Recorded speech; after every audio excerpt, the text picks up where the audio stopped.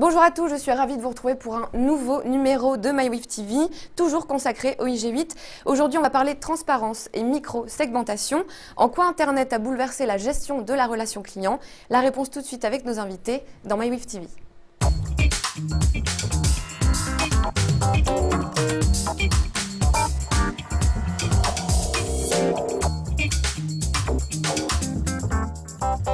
Donc on se retrouve en compagnie de nos invités, donc Didier Rousseau et Frédéric Montagnon, pour parler toujours du IG8. Bonjour messieurs.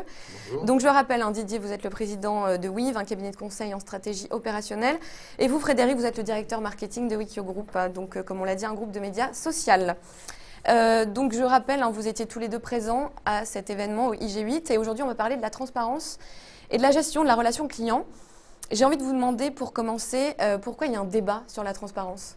Je pense qu'on a une vision différente de la transparence entre, j'allais dire, les Américains, certaines parties du monde et nous-mêmes. C'est-à-dire que la transparence est considérée de l'autre côté de l'Atlantique comme une valeur ajoutée supplémentaire. C'est-à-dire que c'est la capacité à déterminer si les services que vous proposez éventuellement sur le net sont de qualité ou pas. Et si vous n'êtes pas de qualité, vous allez disparaître parce qu'il y a la transparence, en fait la connaissance, la transmission de l'information à l'ensemble des gens.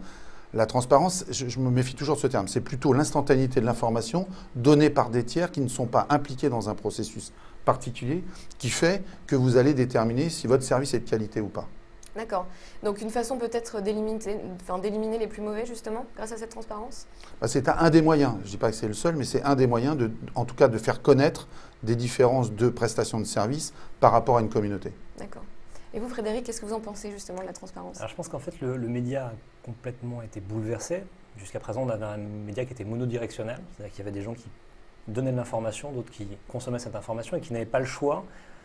Bon, ils avaient un choix de médias, mais d'ailleurs, ils n'avaient pas vraiment un choix de l'information qu'ils consommaient. Avec l'arrivée d'Internet, les gens vont prendre de l'information, demandent de l'information.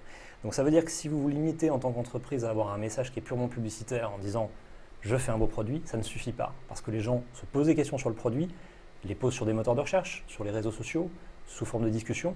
Et là, si vous n'avez pas le contenu suffisant pour alimenter ces discussions, soit les gens génèrent de l'information seuls, bon, et ça donne ce qu'on sait que ça peut donner, ou alors en tout cas, le fait de ne pas donner suffisamment d'informations est vu comme une faiblesse. D'accord. Et cette transparence justement vis-à-vis des clients, elle change un petit peu les codes en termes de gestion de la relation client. La micro-segmentation justement, est-ce que c'est une de ses conséquences et jusqu'où ça va pour les entreprises? Je pense que ce n'est pas la transparence qui donne la micro-segmentation, c'est la capacité en fait à avoir des communautés qui permettent au mieux de segmenter la clientèle. Le Graal en fait du marketing, c'est je dois offrir une prestation et un service ou un produit spécifique à un individu. Voilà, pour le B2C, c'est dans cette démarche-là.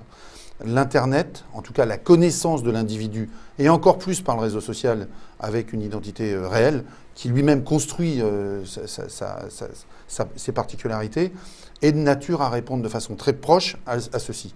Donc dans l'entreprise, les réseaux et ce qu'on appelle nous le social business, social marketing, etc., va puiser en fait dans cette micro-segmentation que les gens eux-mêmes renseignent. D'accord. Un avis sur la question? Je suis d'accord. Mais pour continuer dans ma ligne, en fait, quand vous posez des questions, chacun se pose des questions différentes. Donc forcément, vous vous attendez à avoir des informations de différents types. Et c'est là où, à mon avis, on vient segmenter aussi les offres, les produits, les informations qu'on a à mettre à disposition, parce que les gens ne se posent pas tous les mêmes questions, parce qu'ils n'ont pas les mêmes besoins. Okay. Et cette micro-segmentation permet aussi de constituer encore plus fortement des communautés. C'est-à-dire que là, vous avez des liens qui deviennent des liens réels, et donc le bouche à oreille va être d'autant plus pertinent que les gens se retrouvent dans des problématiques similaires. Je vous remercie, messieurs, d'avoir répondu à mes questions et de nous avoir éclairés sur ce thème de la transparence et de la gestion de la relation client. On se retrouve bientôt, une fois de plus, pour un nouveau numéro toujours consacré au IG8. On parlera cette fois-ci des ponts entre économie digitale et économie réelle. Insider, outsider. Ce sera le sujet donc de notre prochaine émission MyWiF TV. Je vous retrouve très bientôt. Au revoir.